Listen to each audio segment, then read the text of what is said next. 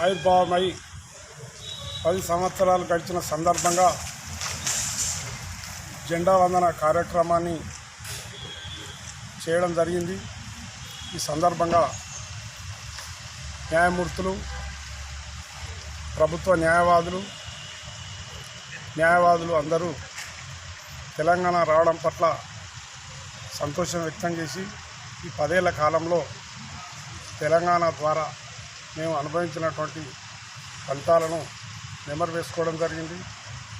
సీమాంధ్రుల పీడన నుండి విముక్తమై 10 ఏళ్ళైన సందర్భంగా ఈ కార్యక్రమాన్ని జరుపుకోవడం పట్ల అందరూ సంతోషం వ్యక్తం చేయడం జరిగింది.